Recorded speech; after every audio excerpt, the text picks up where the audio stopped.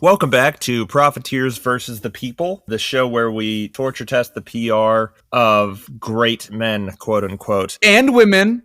And women. Non-binary people. The whole full regalia. Everyone gets put on crutches. To everybody. Yes, we are the Oprah of being an asshole to rich people. And the crutches for you. And crutches for you. And for you as well. Reach under your seat, ma'am. Crutches.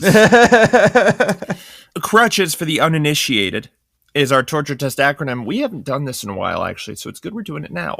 C is consumer harm. R is rich parents. U is union suppression and employee abuse. T, tax evasion, typically in the form of donations, that sort of thing. The second C is child labor. The H is harassment allegations. The E is egregious behavior after hours. And the S is slap suits and journalist suppression. With that being said, hold on, let me get into character. Last time on Profiteers versus the People. Arthur came from very little. Librium and Valium made Arthur Sackler rich. I just took a shit in my clothes. Congress pulled his thingy out and it was huge. Then, fully exposed, Arthur leaves a free man. I think that about does it. That's good. Pretty good summation. I'm after you. Money Mike. And I'm Rad Bill. And...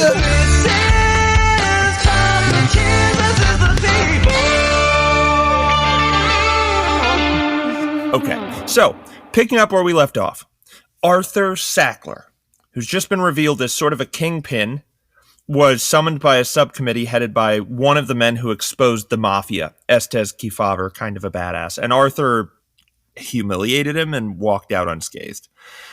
More jarring, though, is that he's just been introduced on a world stage.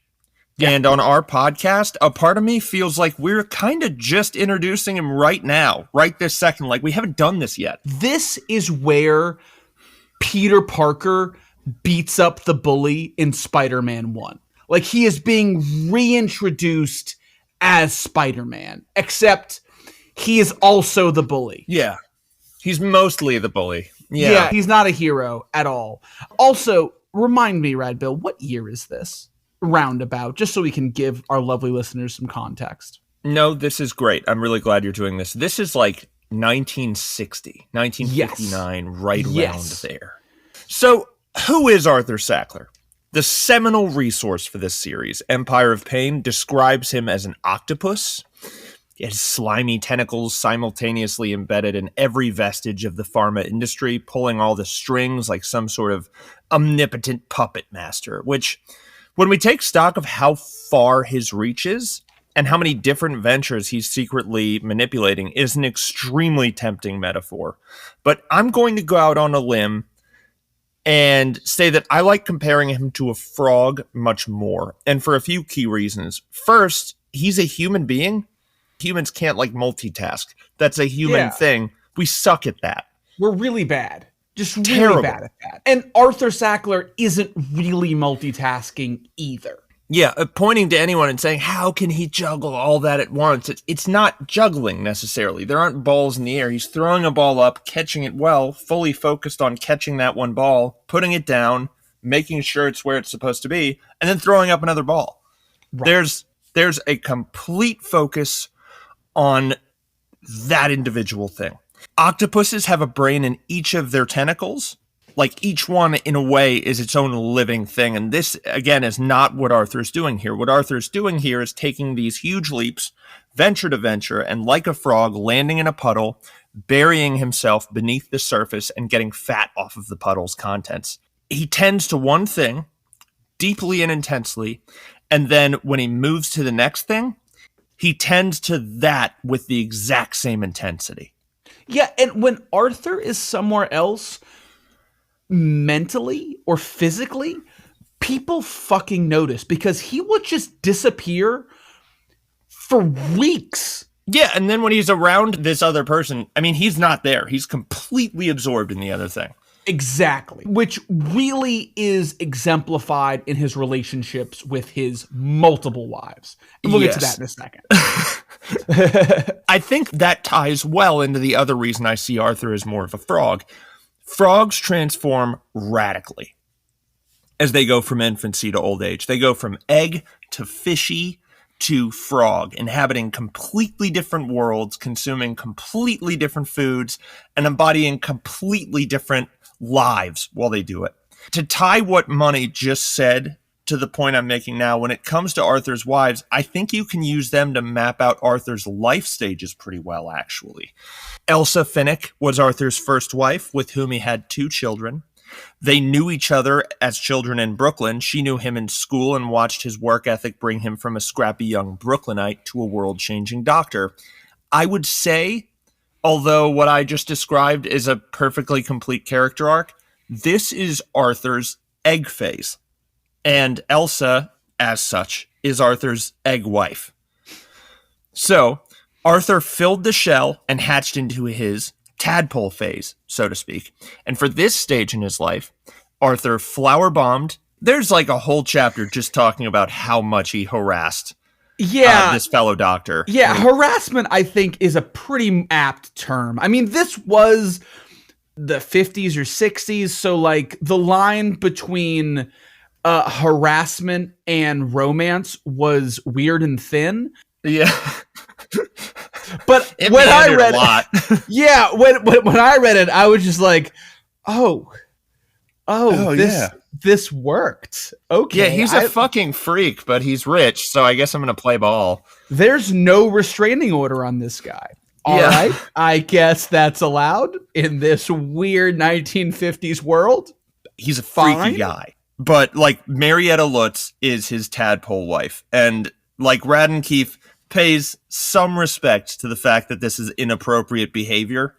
But there is that bizarre balancing act where he's calling her 1 billion times in a night. And she's like, I'm fucking working as a doctor. And when he's doing that, he is still very much married to Elsa, his first children. Wife, yeah. With children. Like, he is Don Drapering this so hard. Like, this is the first episode of Mad Men where you're like, oh, this guy's a crazy advertising executive. He's a playboy and a businessman. Yeah, and then you're like, oh, and he has a family at home. This recontextualizes the entire last 40 minutes of what I just watched. But yeah, that's kind of Arthur and Marietta. Just lover boying it hardcore while the wife tends to the kids at home. And so ever romantically, as a sign of the times, Marietta relents and agrees to marry him eventually. And this phase is the tadpole phase. The Marietta tadpole wife, tadpole phase is when Arthur is beginning to build his corporate empire. Yes. And I would say this is like where he kind of reached his full potential, like rolling into frog mode, which actually brings us pretty eloquently into the frog phase. He met his third wife, Gillian Tully, like in the early 60s. So the time of him meeting her works really well with this metaphor. The time of them being married together is not perfect. But though this is an imperfect shorthand and these phases don't start or conclude in a clean manner, the court proceeding occurred in 1959 and he married his third wife ultimately in 1974.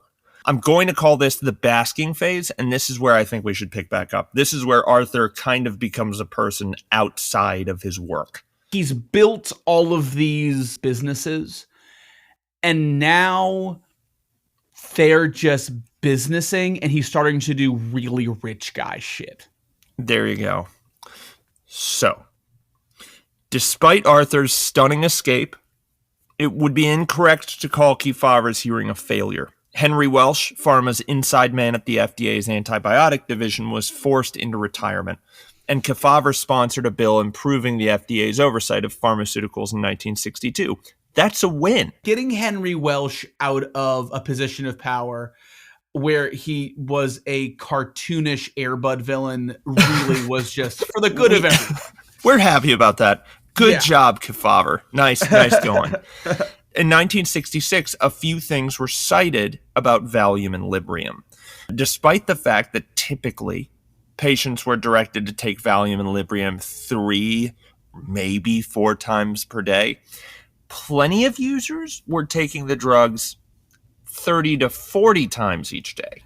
Dude, that is just so much Valium and Librium. That is just so much material to be ingesting each day. Dude, yeah, like if I told my doctor that I was taking 30 to 40 aspirin each day, they would assume it was a suicide attempt. They would lock you up for that. If you told your doctor you were eating 30 to 40 kernels of styrofoam a day, they'd be like, I'm worried about that, actually. That's a lot of those. We should put a stop to that by force, actually. What can I do to make you not do that anymore? Yeah, I'm going to wake up in fucking Creedmoor. Yeah, so you at home, Mr. or Mrs. Listener, you're asking yourself now, I'm sure, how someone who was given a month's prescription at a time was ingesting 30 to 40 of these pills at a time. And it was the pharmacies. They were enabling the problem by giving people just way more of the medication than what was being prescribed. Halting intake of the drug also could cause withdrawal symptoms, despite what everyone said. And bad ones, convulsions and hallucinations, 2 of the most horrifying, when you think about it, withdrawal symptoms anything can cause. As such, the FDA sought to register Valium and Librium as controlled substances, but Roche, with Arthur's encouragement, challenged the act in court and managed to fend it off until 1973, a strong 7 years. Yeah, 7 At which point, the company graciously relented. Thank you, Roche. Yeah, thanks, Roche. And we'll see this strategy of pharmaceutical companies like Roche kicking the can of litigation down the road again and again due to the temporary nature of pharmaceutical patents. Now, I don't want to delve too deep into patent law here, but whenever a new drug is approved by the FDA and a patent is granted, there is a certain window during which no other company can sell a similar or generic version of that drug. So, for that time, the inventing company essentially has a monopoly over all of the production and sales of that medicine. And as a result, profits soar. This model is good and definitely not out of date. However, when that patent expires and other companies are allowed to introduce competing drugs or generics, profits from the inventing company drop just as precipitously. So, when Roche is dragging out these court proceedings, they're essentially allowing themselves to reap the profits when they are the highest and contend with governmental oversights when profits have already been heavily impacted by the introduction of competition. So while it might seem like a win that the FDA eventually registered Valium and Librium as controlled substances, which, in the long run is good, Roche was speeding away in the getaway car. Yeah, at that point, the jig was up. And there was an opportunity for some good PR, so here you go. Yep. That detail was skipped in, all of the press around this, by the way. I mean, from the scope of, how good was this for them on PR front, it was fucking great. The New York Times article that released this news in 1973 that made that key omission in this announcement. Roche's patent on the 2 drugs, incidentally, was set to expire this very same year, meaning the earning potential for the drugs was gone. And that didn't make it into the mainstream news feed. Of course not. Anywho, thus ends the reign of Valium and Librium. Going forward, prescriptions would only be possible with extreme oversight, and the duration of these prescriptions would be capped at 6 months. Sales plunged, and at parties, the office, and daycare, the 2 tranquilizers became endangered. So Arthur's life from this point on is mostly epilogue. He's made the bulk of his fortune getting everyone hooked on these 2 drugs. We're well into the frog phase here. What I would argue is, when we say the term epilogue, I kind of think of that part of a book that I don't read because I've already finished the book. Yeah, it's a book about a fraternity in college, and why do I give a shit what they did after college? Right. But this phase of Arthur's life, while it might not be as impactful from a income generation sense, this is where Arthur is establishing and maintaining his legacy, Yes. which will become the bedrock upon which future Sackler generations build a very heinously ugly house. Now, I don't want to get too far ahead of ourselves, but I just don't want you guys to hear the term epilogue and be like, oh, so we can nothing turn off else the is happening. podcast now. Right. Don't turn it off. This part's still good. Yeah, this, I would argue, is, for our purposes, the most impactful part of Arthur Sackler's life. This is where he creates a lasting effect that fucks things up for like the next 50 years. So, like Rad Bill said, please don't turn our podcast off. We like talking to you guys. Keep listening. We want you to listen. Don't turn it off. We're getting into the tea now. Yeah. Yeah. So, here Arthur's spending his days building his legacy and tending to ventures that are tertiary to his fortune. He had his very young third wife, his frog wife, Gillian, by his side through to the end here, and was doing a great deal of what is known in the art world as carrot dangling. Oh, yeah. Since the 50s, you see, Arthur Sackler had begun almost recklessly collecting ancient Chinese and South Asian artifacts and art. Unsurprisingly, it came to a point where storage of all these priceless items became a pretty serious dilemma. So he thought, who better to watch over all these treasures than the Metropolitan Museum of Art, which is a really fancy epiphany to have. Yeah, like that is the most rich guy shit I have heard in my life. Like, damn, I have so much priceless shit that like storing it's hard. I wonder if like the biggest museum in New York would be interested in helping me out. I'm a very rich guy, but my rich guy townhome in Manhattan is already full of priceless antiques. I need somewhere else with air conditioning where I can put all these priceless antiques. To that end, he'd already established like quite a rapport with the Met leading up to this point because, again, he was rich and folks at the Met had taken to asking him for donations in exchange for putting his name on shit, which is a transaction as old as time, it seems. It does. Yeah, although Art was never offered a seat on the board of trustees, which was a very exclusive club of New York's old money elites, they still wanted to stay on Arthur's good side and hopefully earn the right to display some of his treasure. As such, in an effort to placate Arthur, the museum gave him his own storage room, to which the staff at the Met would have no access. And I think this concession right here, this is fucking hilarious to me. And it's extremely indicative of Arthur Sackler's relationship with the Met. He wants badly to be on the Met's board of trustees, a seat at which he and the rest of the world considered a golden throne of high society. But everyone at the Met thought Arthur was abrasive and super fucking weird, which we touched on earlier with Marietta. Like, hey, Arthur, so, you know, we put our heads together and no, you can't get on the board with us. But check this out. We all did some thinking here and decided that you should have your very own little cave. They give him his own walled-off room in the Met, and they're like, just, you can put all your shit in here, buddy, and you'll have a key, and you can do whatever you want in there, and no one else can go in there. Isn't that so good? Aren't you excited, bud? What I think is really interesting also about Arthur Sackler and the time that Arthur Sackler is making his money in. Today, there is a stigma against not being self-made. Right? Like all of these profiteers that we talk about are all expressing how self-made they are. And feverishly trying to paint a picture of being self-made. So insecurely. Like they reek of insecurity about the help that they had. And Arthur Sackler, as far as we can tell, is one of the most self-made people that we've covered. I mean, period. He is about as self-made as they come. And he is equally as feverishly insecure about it as Elon Musk is about talking about emerald mines. Yeah. Like, he so desperately wants to be old money, and they just won't let him in. How the tables have turned. How the turns have tabled, Monfrey. Yes.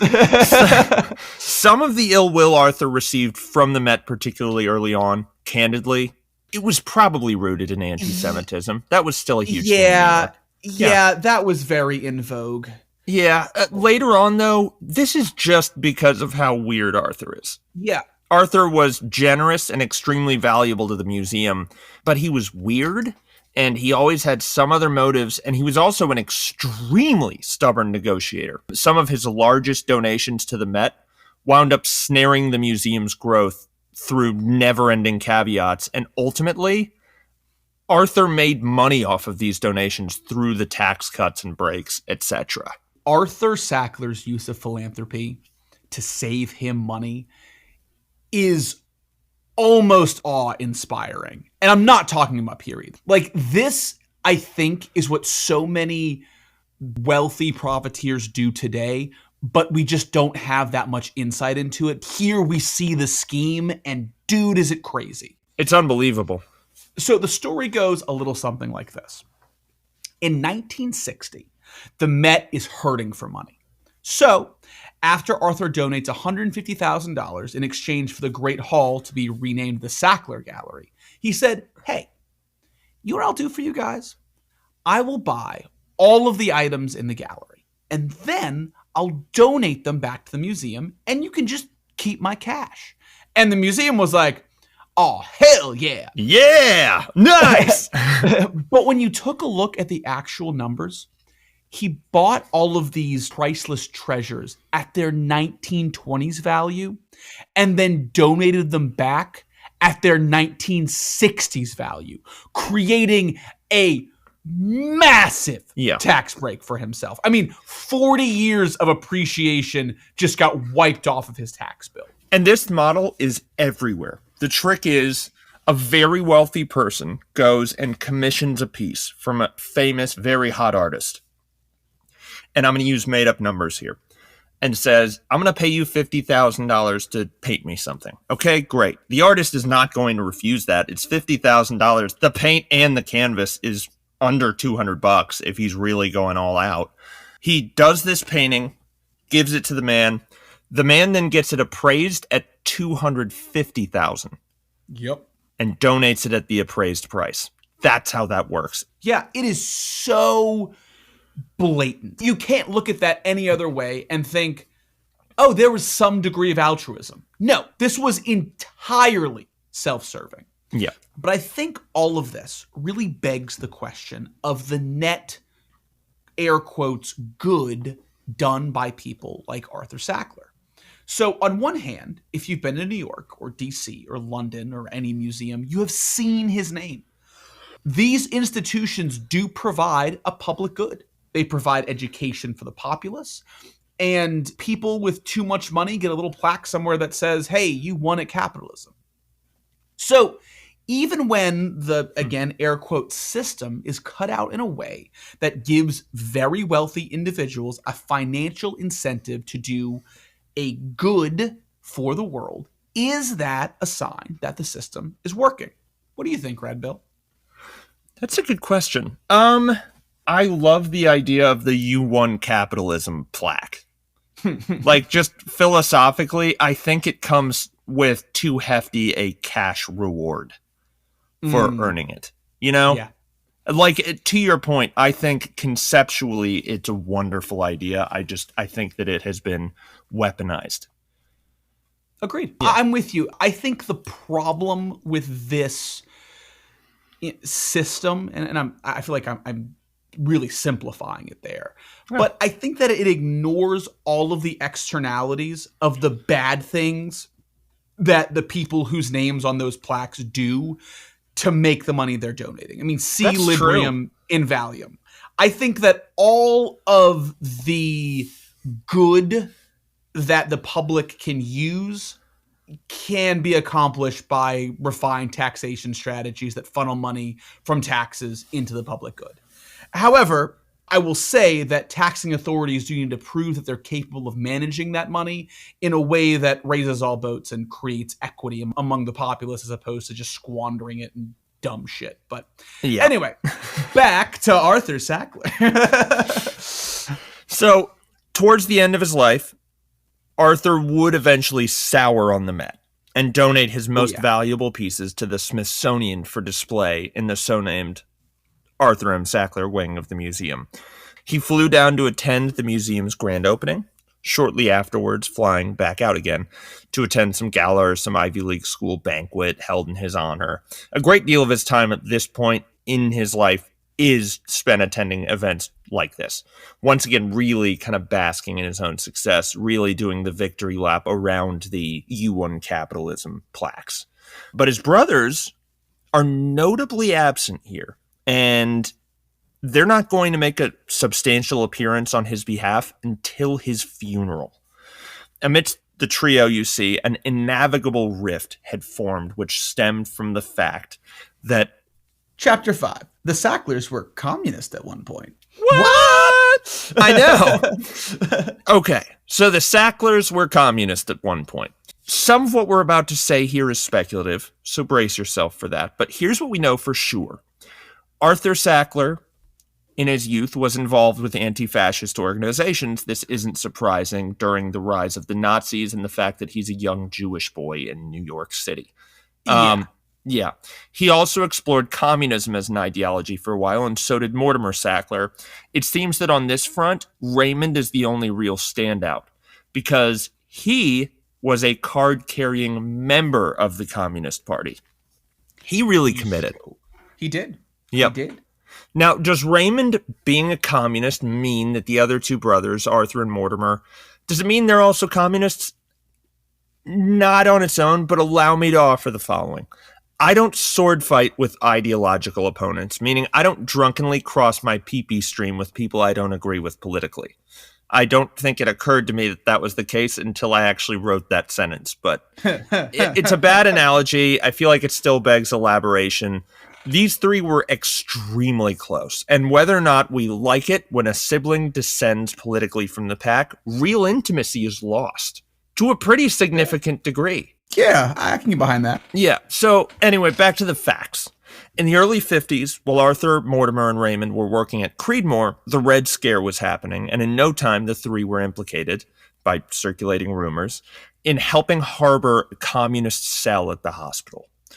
When pledges not to harbor or accommodate communists were relayed to the brothers, Artie, being a one-time Antifa participant, knew the drill and refused to sign. His brothers followed suit, and although Artie managed to retain his position, his kid brothers were forced to leave. Yeah, and just to add some color there, the people who were having them sign these pledges, they were much more concerned about communism than anti-fascism. Totally. Just because, the Red Scare being the Red Scare.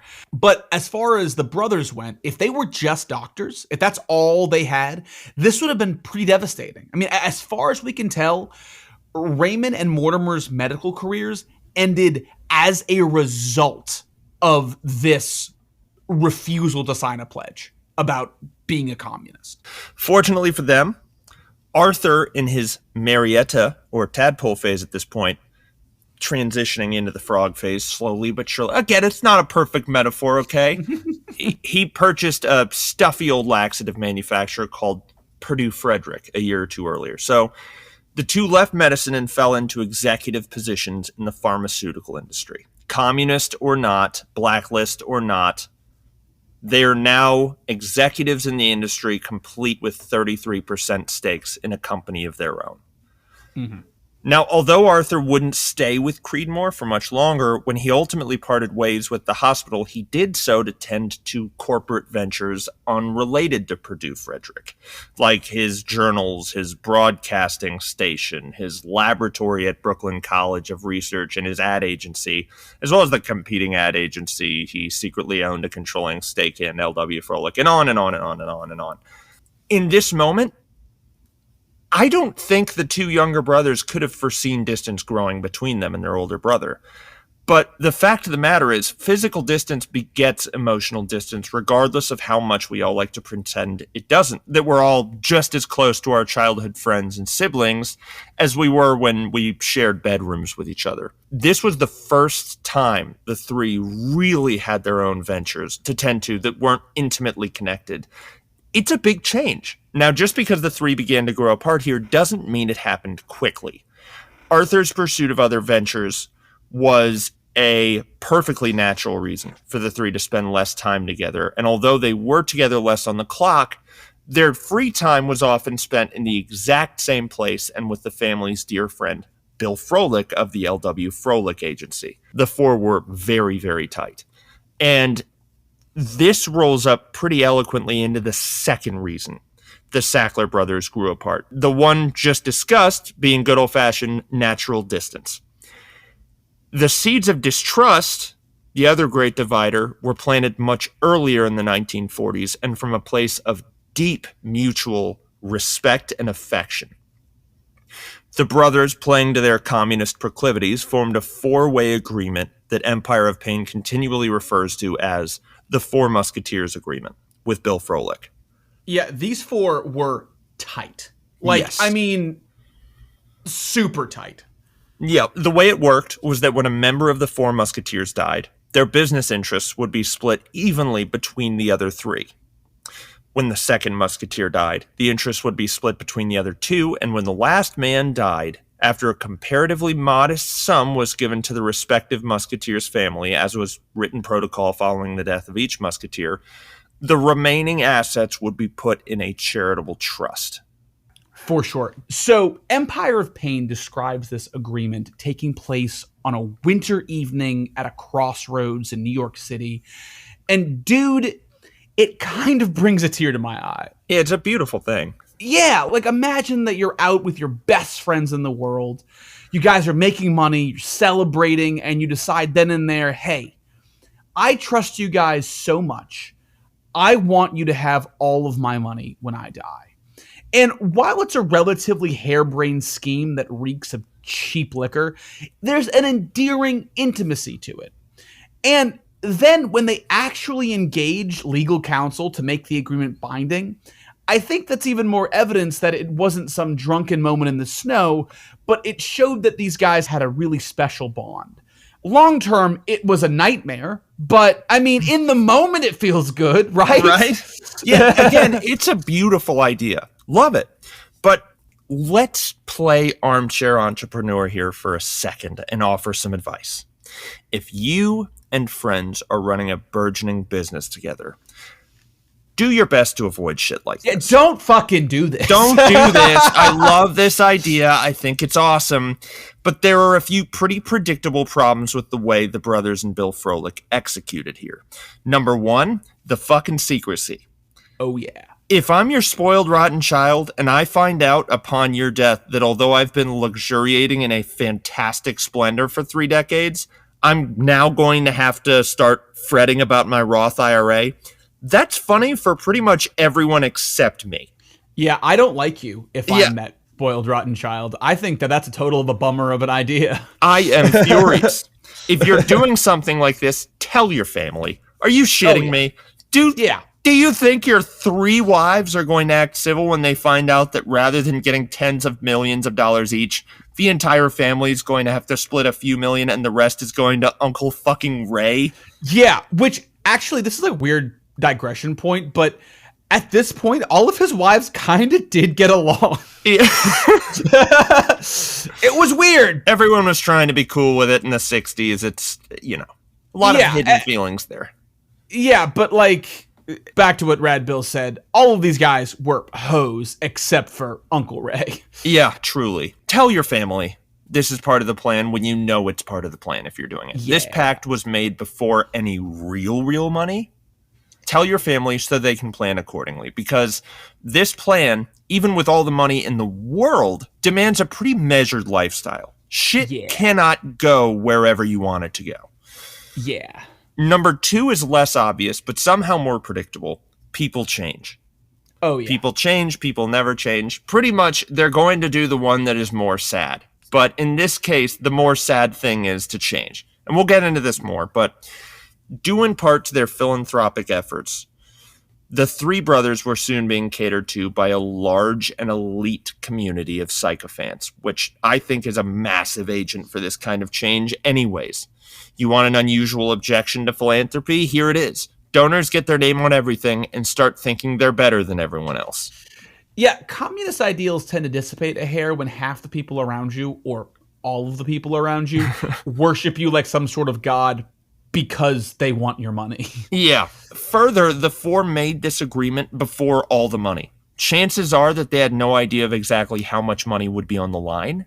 You learn to spend what's in your pocket, and an ironic thing about this level of wealth is that plenty of people who have it spend a whole lot of time worrying about their money.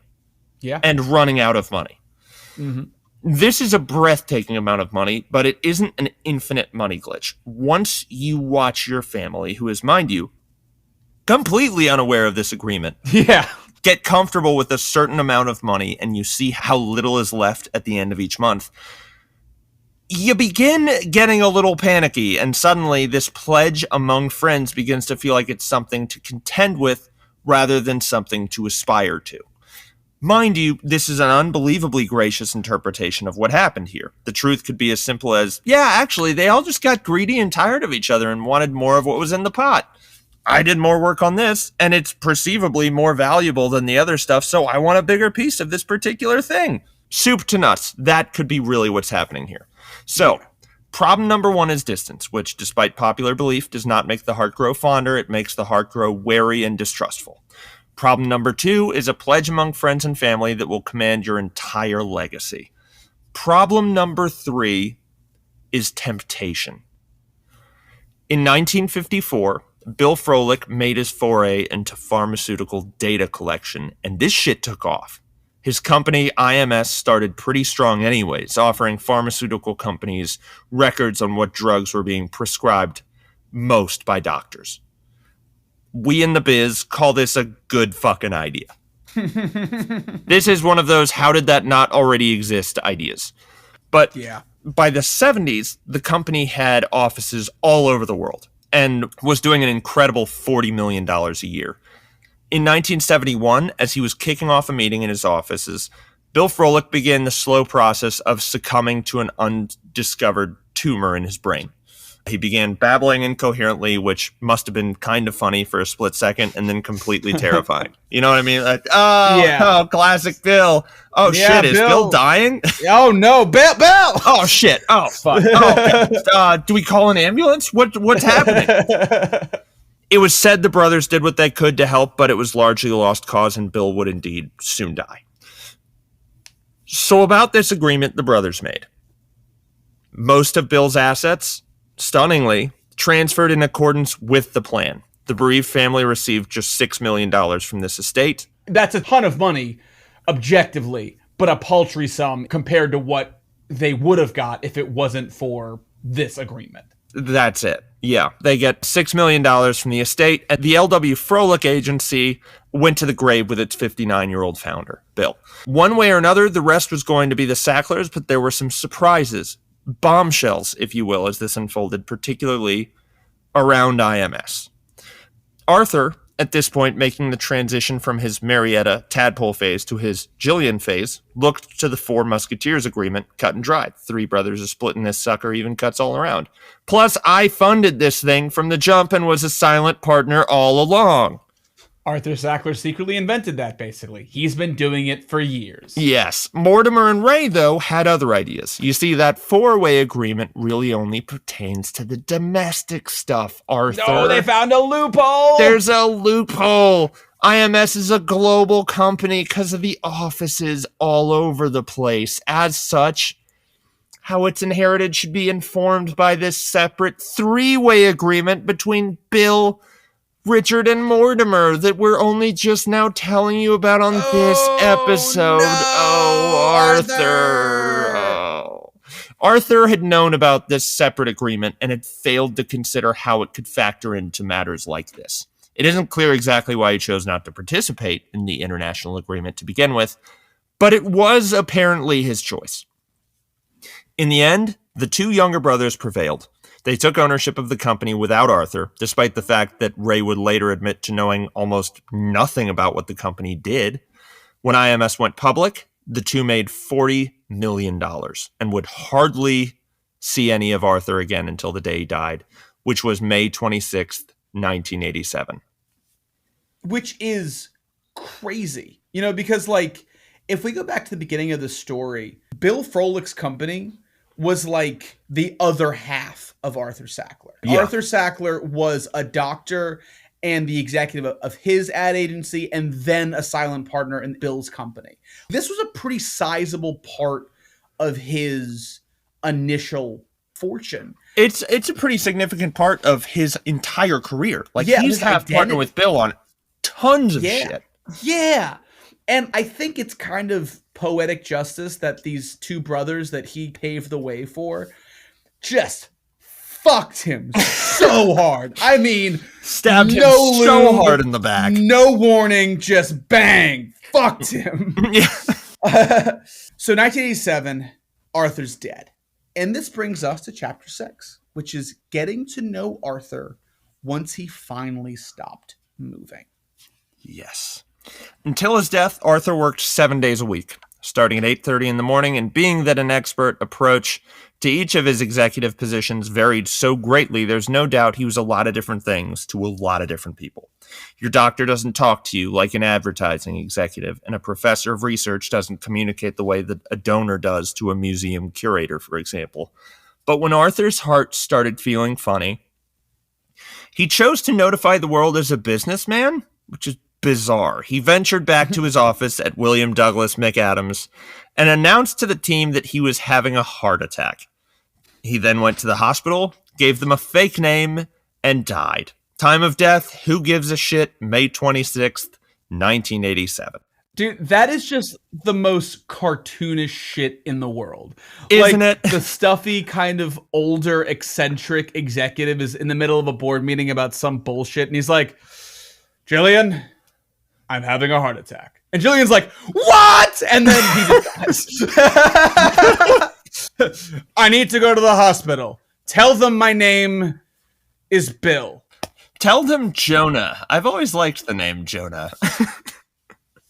But that's not your name. How will we find you? What are you doing here? No one barely knows the name Arthur Sackler, man. You're not a celebrity. What's going on? Like, okay. To the last second of his life, he was kind of being insufferable. Cut straight up, dude. I couldn't say it better myself. Okay, we're going to do crutches here. Don't stop listening. The good stuff, the really saucy shit's coming after this. Consumer harm, loads of it. Valium and Librium caused an addiction epidemic, and he's like the main pioneering force behind how pharmaceutical companies have bought off America's medical apparatus. Rich parents, there were not rich parents here. Right out of college, in fact, Art was a rich parent for his parents. Yeah. Yep. Union suppression and employee abuse. Boy, howdy, that hyper-cosmopolitan work environment he built at McAdams was nice on the surface, but excellent fodder for blackmail for all of his Jewish employees, wasn't it? It kind of was, wasn't it? Yeah, he really liked paying them less than everyone else because he knew they couldn't get a job anywhere else. Tax avoidance, he is a poster child for this shit. Oh, yeah. Child labor, none that we know of. Harassment allegations, he was a freak, but there aren't any serious ones. He never wound up in court. There was no scandal attached to it. Yeah, as far as we can tell, the only person that he harassed ended up being his second wife. But Which is just how America worked in the 50s and 60s, I guess. Yeah, yikes. God, what a fucking place. Egregious behavior after hours, lots of affairs that sure as shit does the trick. And really just being an absent partner and an absent father. Like, I mean, this dude could not have been a better example of just a guy to whom the people who should have been most important in his life were really just fucking NPCs. Yep. That's it. Yeah, they are all incidental to what Arthur's doing. When he gets tired of them and wants to move to something else, he just does that. Yeah. In terms of slap suits and journalist suppression, Arthur really didn't like journalists, and at one point tried bribing one with a piece of jade, which is cartoonish as shit. Hilarious. Hilarious. Aside from Jillian, no one in his family would have any idea that he died for quite some time. And I think this is symbolic as hell. All this secrecy meant that when Arthur died, he did so as a complete stranger to the entire fucking world. No one is reminded of his accomplishments when they see the name Sackler. Yeah. Especially not today. Especially not today. Yeah. The most you could get from what the family disseminated is that Arthur was a doctor. And you got that trinket before you even read the man's fucking name. Dr. Arthur Sackler. I'm learning this is pretty typical with fortunes like this, but Arthur's will was a giant mess. Complete with debts, IOUs, full regalia. They didn't really know what Arthur was worth because of how secretive he was and how much he enjoyed handshake deals, but attorneys handling the estate estimated its value to be over 9 figures. His middle wife, from his tadpole phase, Marietta, wasn't featured in the document at all, unsurprising when one considers the way that the couple's divorce played out. But Arthur's first wife, Elsa, the one from his egg phase, was in attendance, and so was the wife from his frog phase, Jillian. Elsa's presence here may seem gross, but for the sake of context, she and Arthur had remained very close after the divorce. Which is just bizarre. Like it is bizarre. When Empire of Pain talks about them, like he viewed Elsa as his closest confidant. Yeah. And he just flat told her, hey, I'm leaving you and the kids for this other woman, but I want to stay friends. And that happened, I guess. They basically stayed married. Like, I'm sure. Like, I mean, he spent the night at their house. A lot. Yeah, because his second wife ended up getting really jealous about how much time he was spending with Elsa, because Marietta was like, dog, I'm your wife and she's your ex-wife. I get more time. And he was like, fuck you. Yeah. I really could not imagine being a fly on the wall for that relationship. The only thing that computes in my brain is it was incredibly transactional. Is Arthur was like, hey, I want you to be this for me, and here's what you get. 49% of Douglas McAdams. Which is fat. To play that part. But that's conjecture. I don't know how that actually works. I don't know how it actually worked either. But to your point, Elsa owns 49% of William Douglas McAdams, which means she's quite wealthy at this point. And one of the big reasons for her being there was that she had lent Arthur a shitload of money to buy art and make donations. That tracks. If I lent someone a shitload of money and they died, I'm probably at the will reading to be like, I mean, is this a write-off? Like, what are we doing here? The one who was really made to feel out of place was Jillian, Arthur's frog wife, who the rest of the family regarded as kind of a gold digger.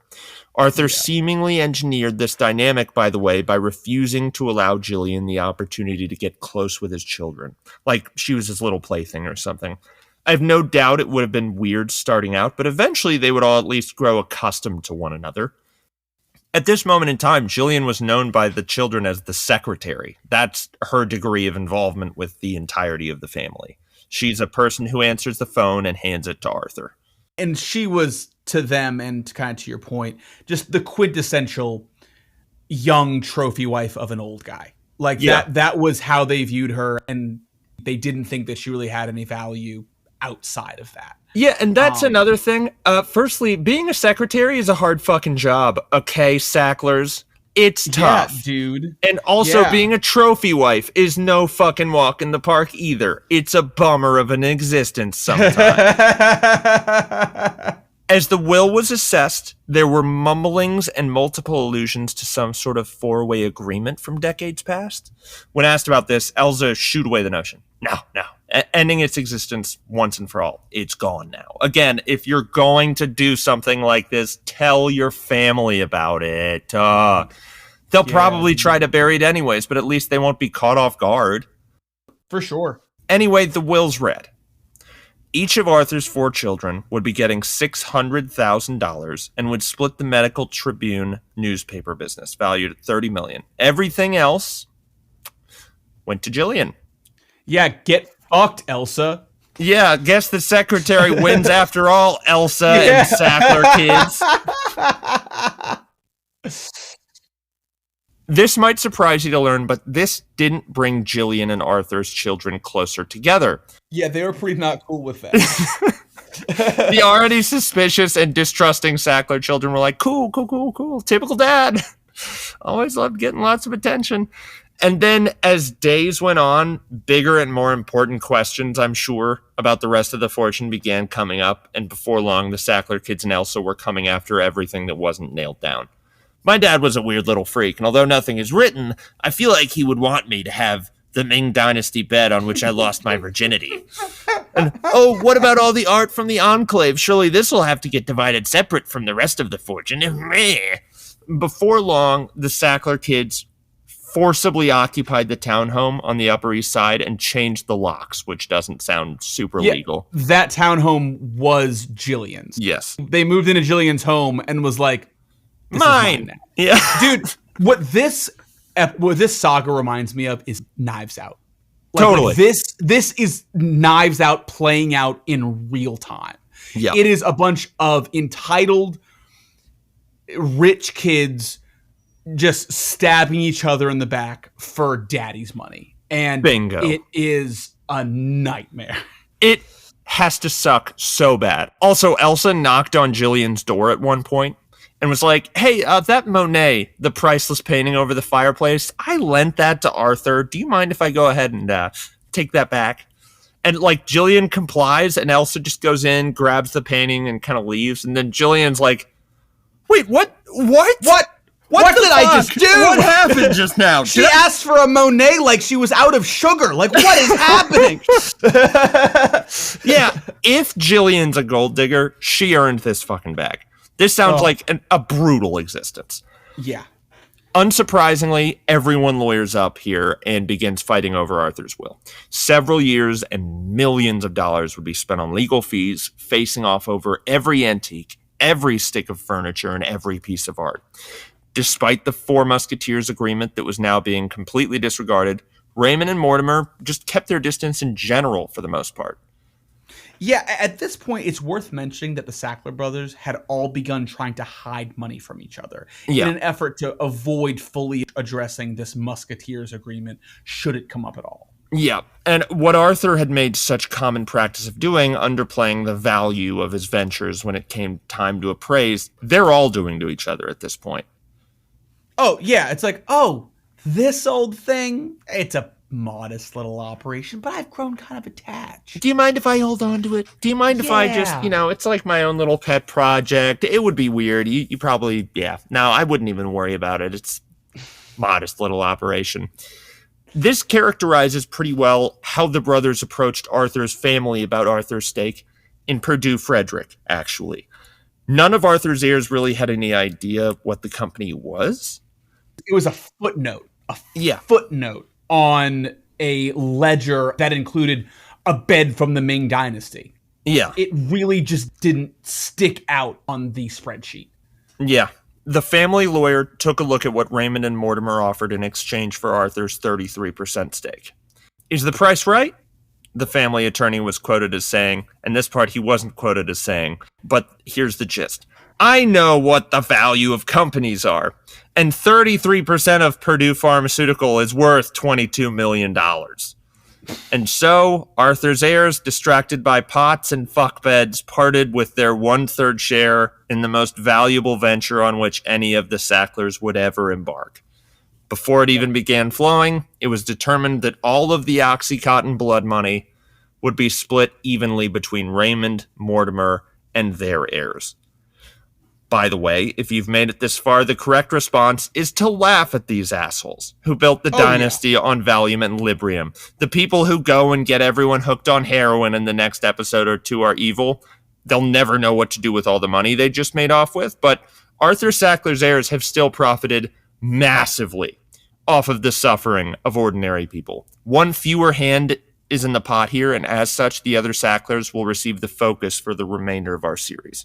This is all hilarious and good, and this little incidental casualty we're having a good chuckle about right now. Ha, ha, ha, ha, ha, ha, woo.